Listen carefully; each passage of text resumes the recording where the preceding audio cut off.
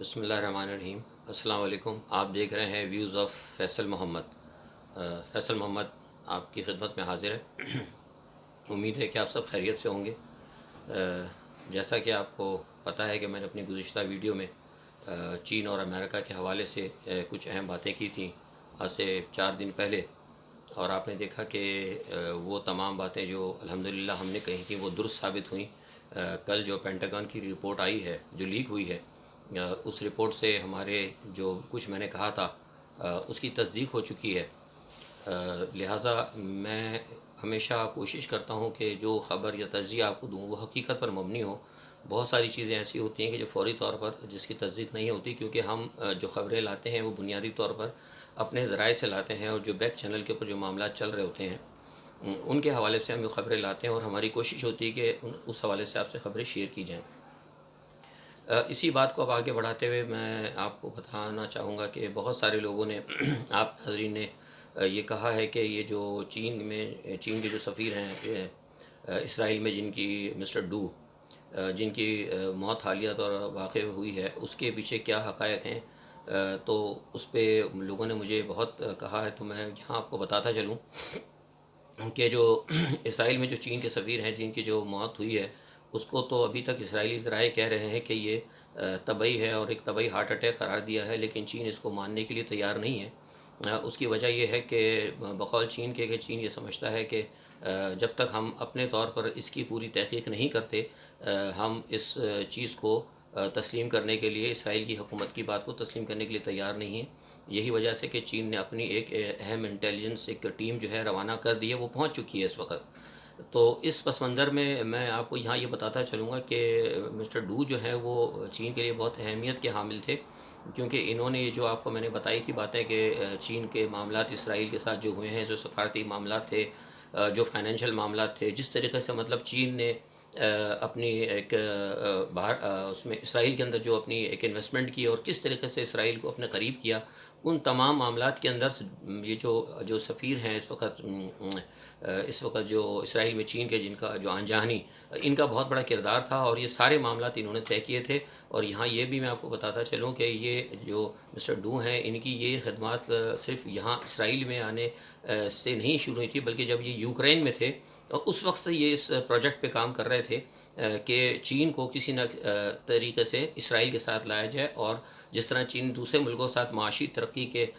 पे आ रहा है, हावी हो रहा है, मैं हावी होना ही कहूँगा, इसी तरह वो इसराइल के साथ भी इसका पैचअप हो जाए, जिसमें किसी हद तक वो कामयाब रहे। और यही वजह है कि माइक पोम्पियो ने इस पर नाराज़गी का इजहार किया था। तो ये एक बात ऐसी थी कि देखें अब ये क्या होता है। असल तो अब निकलेगा वही जो अब उनकी इंटेलिजेंस बयान करेगी, तो उसका हमें इंतज़ार करना होगा। लेकिन ये है कि ये इसमें कहीं ना कहीं कुछ ना कुछ गड़बड़ हमें नज़र आती है, क्योंकि अचानक ही जब पोम्पियो ने बयान दिया, उसके 2 दिन बाद या 3 दिन बाद ये वाक़या ना हो जाना कुछ संगीनियत की तरफ निशानी करता है। अच्छा, दूसरा एक और सवाल भी लोगों ने बहुत मुझसे पूछा था कि ये जो एक हालिया बयान आया था अफ़गानिस्तान के हवाले से, मिल्लत इस्लामिया का एक पोस्टर आया था जिसमें उन्होंने कहा था कि हम हिंदुस्तान जा रहे हैं और जिहाद की बात कर रहे हैं, और उसको फिर ये वापस ले लिया गया। इसकी सच्चाई क्या है? क्योंकि कई जगह अखबारात में चल चुकी है बात कि हो रहा है, और कई जगह ये उसकी तरदीद भी आ रही है। तो मैं यहाँ आपको ये बता दूं कि मैंने इस हवाले से तहक़ीक़ की है। ये जो ख़बर जो थी ये बिल्कुल दुरुस्त थी, और ये जो तालिबान ने कहा था कि हम भारत जाएंगे या हिंदुस्तान पर जो जिहाद के लिए जाएंगे, ये ख़बर बिल्कुल दुरुस्त थी। ये ऐसा ही हुआ है। इसको आप जो अफ़गान पीस प्रोसेस में जो तालिबान के नेगोशिएटर थे अब्बास अस्तानकज़ई, उनके बयान के तनाजुर में आपने देखना होगा इस पोस्टर को या मिल्लत इस्लामिया के इस बयान को, कि वो उसी पस मंज़र में उसकी निशानदेही करता है। और ये भी बता दूं कि ये सिर्फ़ ये बात नहीं है कि तालिबान हिंदुस्तान जो है वो तालिबान के ख़िलाफ़ रहा और हिंदुस्तान ने हमेशा तालिबान के मफादात को नुकसान पहुँचाया। ये तो हमेशा से हिंदुस्तान करता रहा है, क्योंकि वो अमेरिका के साथ पसे पर्दा रहा और अफ़गान हुकूमत के साथ मिल के उसने हमेशा तालिबान के साथ दोहरी पॉलिसी की, मुनाफिकाना रवैया उसने अपनाए रखा। लेकिन इसके पसे पर्दा एक और बात ये भी है कि हिंदुस्तान से बहुत सारे ख़तूत जो है ना अफ़गान तालिबान को, मुजाहिदीन को लिखे गए हैं। बहुत बड़ी तादाद वहाँ उसके मुसलमानों ने लिखी है, और उन्होंने कहा है कि अफ़गान मुजाहिदीन ने जिस तरह जिहाद करके एक बड़ी ताकत सुपर पावर को, मुसलमानों के दुश्मनों को शिकस्त दी। इस वक्त वो मुसलमान बहुत सख्त परेशानी में हैं और बेचारगी के आलम में है और उनकी कोई मदद करने नहीं आ रहा। तो लिहाजा उन्होंने अफ़गान तालिबान को दावत भी दी थी। ये एक मैं समझता हूँ कि जो सिंध की तारीख़ जो कहा जाता है कि मोहम्मद बिन कासिम को ख़त लिखा गया था, इसी तरह वो एक तारीख़ यहाँ दोहराने की दोबारा कोशिश की गई है। तो ये इस पस मंज़र में था और ये इसीलिए वो पोस्टर निकाला गया था। लेकिन चूँकि उसमें इन्होंने साफ कहा था कि हम भारत पे ग़ज़वा हिंद और जिहाद के लिए आ रहे हैं, तो भारत में बड़ी ज़्यादा सरासिमगी फैली, भारत की सफ़ों में बहुत ज़्यादा परेशानी फैल गई, क्योंकि ज़ल्मे खलीज़ाद ने भारत को ये कह दिया था और अमेरिका ने भारत को साफ कह दिया था कि अफ़गान पीस प्रोसेस में आपका कोई हिस्सा नहीं है और आपने हर सूरत में तालिबान के साथ भारत ने मुज़ाकरात करने हैं। तो इस सूरत में भारत के लिए परेशानी हुई और उन्होंने बैक चैनल के ऊपर कहा कि जनाब ये तो तालिबान इस तरह कह रहे हैं कि हम भारत के साथ आ रहे हैं, भारत को मज़ा चखाने आ रहे हैं, जिहाद के लिए आ रहे हैं। तो इस सूरत में मोदी ने कहा कि हम कैसे इनसे बात करेंगे एक ऐसे वक्त में जबकि वैसे ही हमारी पोजीशन बहुत ज़्यादा ख़राब हुई, हम आपके साथ खड़े हुए थे और हमारे अंदरूनी तौर पर भी हमारा इमेज बहुत ख़राब हो रहा है, बैरूनी तौर पर भी बहुत इमेज ख़राब हो रहा है। अब अगर तालिबान हमारे लिए ऐलान कर रहे हैं, ऐलान जंग कर रहे हैं जिहाद का, और उस वक्त और उसी पश्चात हम जाके उनके साथ बैठ के मुज़ाकरात करें, तो ये नामुमकिन है, इससे हमारी पोजीशन बहुत ख़राब होगी। तो लिहाजा भारत के इस तहफ़्फ़ुज़ात को देखते हुए और उनकी बड़ी रिक्वेस्ट को देखते हुए फिर वो पीस प्रोसेस के अंदर, क्योंकि ज़ल्मे खलीज़ाद और तालिबान इस वक्त चूँकि बातचीत चल रही है, कुछ मामला चल रहे हैं, तो लिहाजा उन्होंने महसूस किया कि चलो उसको आर्ज़ी तौर पर वापस ले लिया है। तो उस बयान को इन्होंने आर्ज़ी तौर पर वापस लिया है और वो ट्वीट जो आया था, वो ट्वीट में कह दिया है कि वो ट्वीट किसी और का था। लेकिन यहाँ मैं आपको बात कन्फर्म कर दूँ कि ये बात बिल्कुल हकीकत है कि अफ़गान तालिबान जो है भारत के साथ ज़रूर जो है पंजा आज़माई करेंगे, और ये इसलिए करेंगे कि भारत के अंदर मुसलमानों के साथ बेइंतहा ज़ुल्म और ज़्यादती हो रही है। और आप देखते जाएँ कि इस वक्त जो कुछ भारत के साथ हो रहा है कि आस्ते आस्ते अब्दुल्ला को आगे लाया जा रहा है और भारत नवाज़ जो है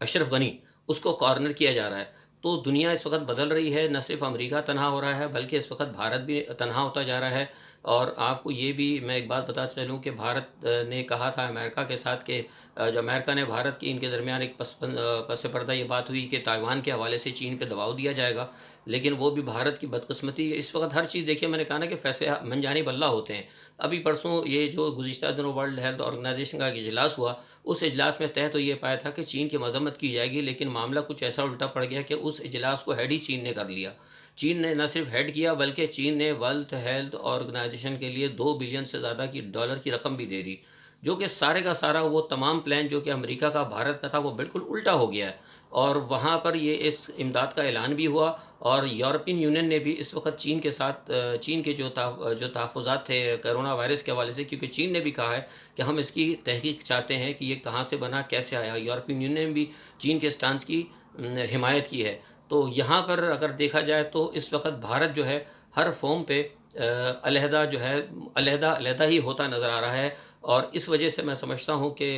भारत के अंदर जो बेचैनी है वो बेचैनी बढ़ती जा रही है। और इसीलिए मुझे लगता है कि शायद जैसे मैंने पहले कहा था कि इस बेचैनी को दबाने की खातिर, इस तन्हाई को दबाने की खातिर हो सकता है कि शायद भारत बहुत जल्द ईद के बाद जो है पाकिस्तान के ख़िलाफ़ कोई जहरियत कर बैठे। ये तो एक बैनुल-अक़वामी ख़बर थी। इसके अलावा एक बात मैं और बता दूँ आपको, बहुत अहम बात है कि मैंने कल भारत के अखबार में भी देखा और यहाँ भी 2 जगह ये एक ख़बर की बहुत गर्दिश कर रही है इमरान खान के हवाले से, कि इमरान खान ने एक ऐसी वो वैक्सीन जो कि बिल गेट्स लेके आ रहे हैं, जिस वैक्सीन के ऊपर सारी दुनिया के तहफ़्फ़ुज़ात हैं, उस वैक्सीन को लाने के लिए जो दूसरे सरमाया ममलिकत ने दस्तखत किए हैं, इमरान ने भी कर दिए हैं। ये बिल्कुल गलत बात है। ये एक प्रोपेगेंडा है जो हुकूमत पाकिस्तान और इमरान के हवाले से किया जा रहा है। मैंने इसकी तस्दीक की है। ये असल में ये जो दस्तखत हुए हैं, ये दस्तखत इस हवाले से हुए हैं कि फ़्रांस की एक कंपनी ने दवा जो है, एक वैक्सीन तैयार कर ली है, 2 बल्कि तीसरा मरहला उसका कामयाब हो गया है कोविड-19 के हवाले से। तो जब वो मरहला उनका कामयाब हुआ तो अमेरिका ने बहुत बड़ी एक ख़तीर रकम देके उसकी जो वैक्सीन है उसको हायर कर लिया है और उसने कहा है कि ये जो जो सबसे पहले जो इसका बैच आएगा या जो भी है वो सबसे पहले अमेरिका को दिया जाएगा और दुनिया में कहीं नहीं दिया जाएगा। ये बात जब पता लगी तो फिर फ्रांस के जो सदर हैं और उन्होंने, हुकूमत ने इस पे शोर मचाया कि ये नहीं होना चाहिए, ये गलत है। इस मसले के ऊपर जो है कई दूसरे मुल्कों को पता लगा, तो उन मुल्कों ने, जिसमें 130 या 40, मेरी इत्तला के मुताबिक 130 मुल्कों से ज़्यादा हैं, उसमें इमरान खान भी शामिल हैं, इन्होंने एक चार्टर या एक नोटिफिकेशन या एक एप्लीकेशन, जो भी आप कह सकते हो, वो एक साइन की है और साइन करके अक़वाम मुत्तहिदा को दी है और कहा है कि जनाब अगर इस वक्त सारी दुनिया में कोरोना का मामला सारी दुनिया में इंसानियत के लिए परेशानी का बायस है, अगर कोई चीज़ आती है तो सबको बराबर मुतवाज़ी तौर पर तकसीम की जाए, क्योंकि इंसान सब बराबर हैं। इसमें ये नहीं होगा कि अगर एक चीज़ आई है तो अमेरिका पूरे 2 साल का स्टॉक उठा के ले जाए और बाकी ममालिक मुंह देखते रहें। ये बुनियादी तौर पर ये एक एप्लीकेशन बनी है, एक डिमांड बनी है सारी 140 मुल्कों की तरफ से, जिसमें सरबराह ममलिकत ने दस्तखत किए हैं, लेकिन इसको गलत तौर पे पेश किया जा रहा है। इस वैक्सीन का बिल गेट की वैक्सीन से कोई ताल्लुक़ नहीं। इसके बाद एक बात मैं आपको छोटी सी कुछ पाकिस्तान की तरफ आ जाता हूँ कि पाकिस्तान की इस वक्त सबसे बड़ी खबर ये है कि सुप्रीम कोर्ट ने उसको नोटिस ले लिया है और नोटिस में सुप्रीम कोर्ट ने कह दिया है कि जनाब आप कौमी पॉलिसी बनाएं। यही बात वफाकी हुकूमत इमरान कहता रहा चारे सूबों से, वो नहीं माने। आप देखते रहे कि सूबे महाजराई करते रहे, कहीं कुछ कहीं कुछ कहीं कुछ, और आखिर में क्या हुआ कि वही धाक के 3 बार सुप्रीम कोर्ट ने एक नोटिस निकाला और सब मामला जो है बराबर हो गया। सुप्रीम कोर्ट ने यह भी कह दिया कि दुकानें 7 दिन तक खुलेंगी और साथ में यह भी कह दिया कि जो नोटिस है खुद नोटिस, उसमें यह भी कह दिया गया है दोबारा कि कौमी पॉलिसी हर सूरत में बनाई जाए और सूबों की कारकर्दगी से भी सुप्रीम कोर्ट खुश नहीं है। तो ये तमाम सूरत हाल है। इससे आप पता लग सकता है कि हमारी अपोजिशन क्या कर रही है। हमारी अपोजिशन का जो मामला है उसको देखना होगा कि हमारी अपोजिशन इस वक्त क्या कर रही है, और हमारी अपोजिशन के तमाम मामला जो हैं वो जो सामने दिखा रहे हैं वो ऐसे नहीं है। मैंने आपको पहले भी कहा था कि पिछली जो वीडियो मैंने दी थी, उस वीडियो में मैंने कहा था कि खाकान अब्बासी ने और दूसरों ने पसे पर्दा ये यकीन दहानी करा दी है कि 18वीं तरमीम होगी, NFC अवार्ड होगा, जो भी होगा वो उसमें रियासत के साथ ताउन करने के लिए तैयार हैं। ये मैं आपको बताता हूँ, पहले भी कहा था, मैं फिर कंफर्म कर रहा हूँ कि वो रियासत के साथ ताउन करने के लिए तैयार है। ये जो कुछ सामने असम्बलीज़ में आ रहा है या जो कुछ शोर हो रहा है, इस पर आप ना जाएँ, इसमें कोई ऐसी चीज़ नहीं। हाँ, ये अलबत्ता है ज़रूर, क्योंकि इस वक्त नैब ने थोड़ा सा सख्त लिया हुआ है स्टैंड्स, और क्योंकि जो मैंने बताया था पहले वीडियो में, आपने तफसील से मैंने खबर ब्रेक की थी कि ये जो मीर शकील रहमान के हवाले से जो केस चल रहा था, उसके अंदर जो जाती उम्र का केस आ गया था, उसकी जो फाइलें खुली हैं और उसमें जो मनी लॉन्ड्रिंग आ गई है, उसके अंदर शरीफ ख़ानदान बहुत बुरी तरीके से फंस रहा है। तो उस हवाले से थोड़ा सा मुस्लिम लीग नून को ज़्यादा परेशानी है, और मुस्लिम लीग नून ने उस परेशानी में आकर ये कह दिया है कि वज़ीर आज़म इस्तीफ़ा दे दें। लेकिन मैं समझता हूँ कि उनके इस इस्तीफ़े की बात में या किसी बात के अंदर कोई परेशानी नहीं है। सिर्फ़ एक छोटी सी परेशानी ये है PTI की